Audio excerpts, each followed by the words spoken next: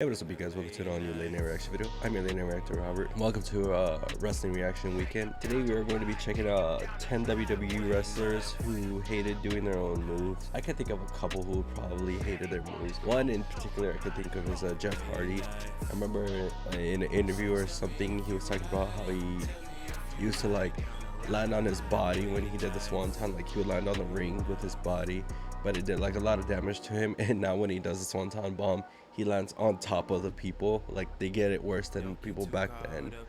So that's one I could think of. Before we get this video started, I'd appreciate if you guys would hit that subscribe button. We're on our way to 1,000 subscribers. Without further ado, let's get started.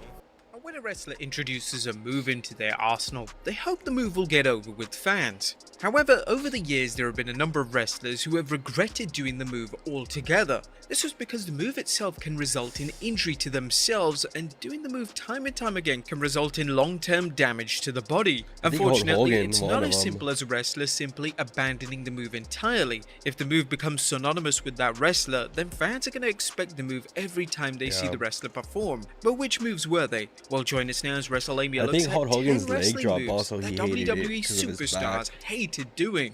Be sure to subscribe and hit that notification bell for daily wrestling videos, and follow us on Facebook for exclusive lists.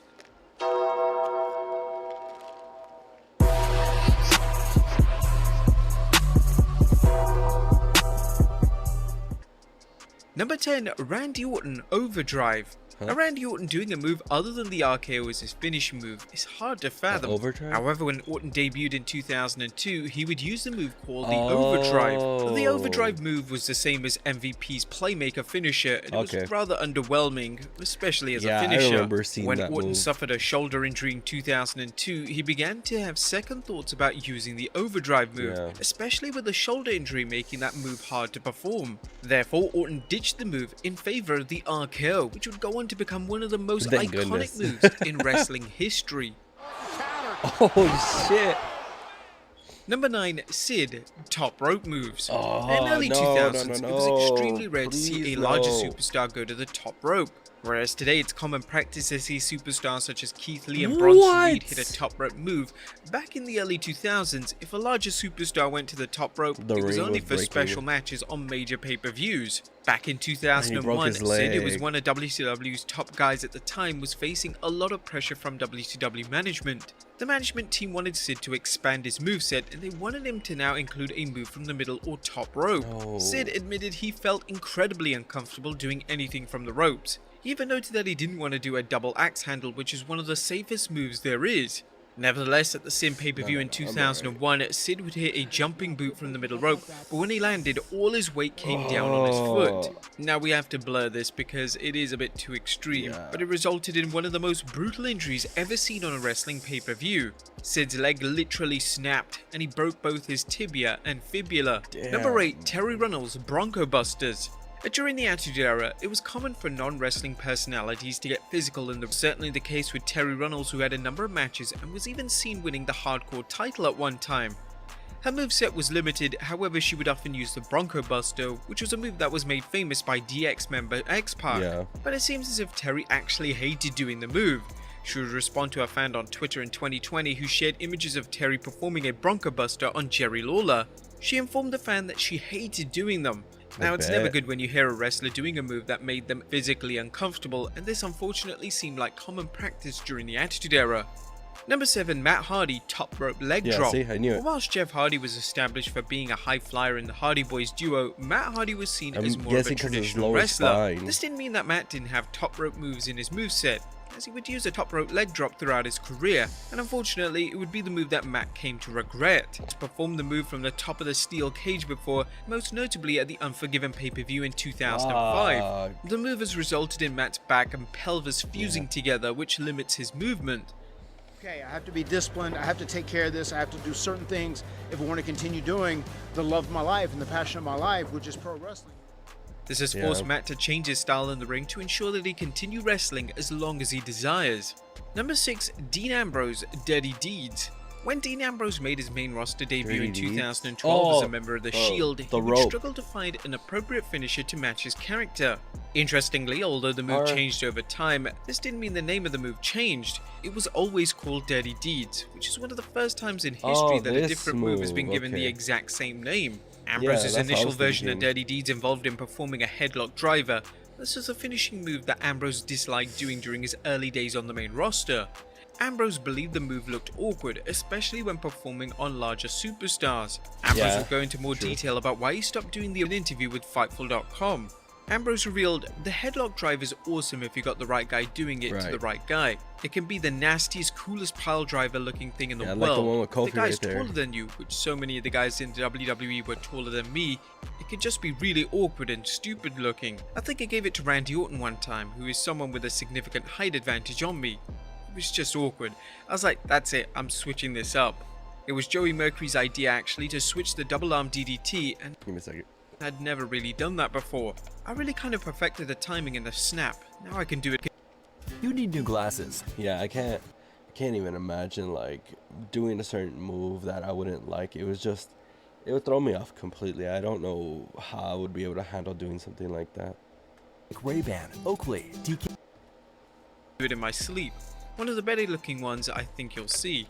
Number 5, Harley Race Headbutt. Harley Race is often credited for being the inventor of the diving headbutt. This move has gone on to be used by the likes of Chris Benoit and Daniel Bryan, and both of these men have suffered concussion-related issues from using the move.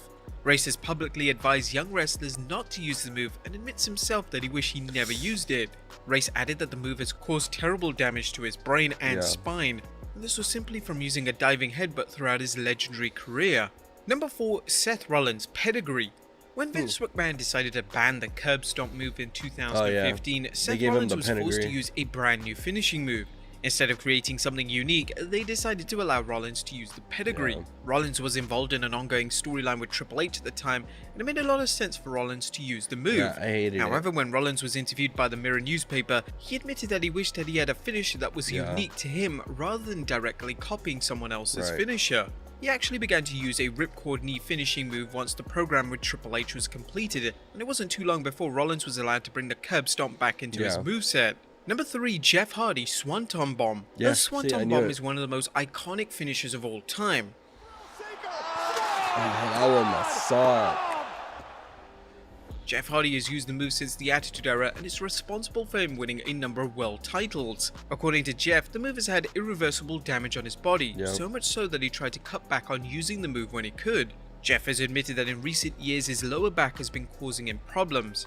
It probably doesn't help that Jeff has done the move off ladders and production trucks in the past, so it was only a matter of time before it caught up with him. Even though Jeff cutting back on performing the famous move may be disappointing to many, this doesn't mean that Jeff has stopped performing the Twist of Fate, which has now become his default finisher on WWE live events. Number 2, Hulk Hogan. I'd rather him do the Swanton Bomb and be okay than not Swanton.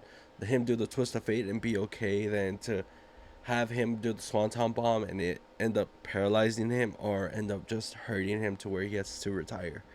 So instead of that, just rather him do the Twist of Fate. And like I said earlier, he does the Swanton Bomb, but he lands on the superstars instead of landing more on the mat and his head only on the superstars. The leg drop. The leg drop was synonymous with Hulk Hogan, meaning that it would be extremely hard to imagine the Hulkster using any other move as a finisher. But according to Hogan, he regrets ever doing the move and he wished he picked a different finisher entirely. Speaking to the LA Times in 2019, he revealed that he wished a sleeper hold instead of a famous leg drop. He revealed, "Everyone says they wouldn't change anything about their life. If I could change anything, it would be my finisher. I would never use the leg drop. I'd use the sleeper. All the back surgeries I've had are because of that damn leg drop. I had scoliosis, brother. Dropping that leg for 35 years did me in. I said I had the largest arms in the world and I should have used a sleeper hold rather than finisher with my arms." And number 1, The Undertaker The Last Ride. When The Undertaker converted to the American Badass character in 2000, he debuted a brand new finishing move. Taker would begin to use The Last Ride, which in essence would be an elevated powerbomb. The move was so popular with fans, however, The Undertaker wasn't overly keen in executing the move, especially as he got older and the injuries piled up. Therefore, when Taker reverted back to the Deadman persona in 2004, he semi-retired the move, and it was only brought out for special occasions. It also didn't help that a number of wrestlers over the years have come forward and admitted that they hated taking the move. Angle admitted that it was a brutal move and it knocks the wind out of you. The Undertaker was extremely lucky that his other finishers, those being the Tombstone and Chokeslam, were equally as popular with fans, meaning that when he semi-retired the last ride, fans didn't miss out. But there you have it, folks. 10 wrestling moves. And I really didn't think of that, like landing straight on your back from like the top rope like that. Man, that must have hurt real badly, and then caused injury. I think he said either to Undertaker or the Superstars. So fuck, I can't even imagine that. I want to give a quick shout out to Wrestlelamia, and go subscribe to them. They always post amazing like top 10 wrestling videos. They also post wrestling news every now and then. So go check out Wrestlelamia. They're one of my to-go-to wrestling channels that I check out. Alright, I hope you guys enjoyed this video. If you guys did, hit the like button. If you're new, subscribe. We're on our way to 1,000 subscribers. Also comment down below what you guys want me to react to next, and I'll do it. I'll see you guys next time. Bye.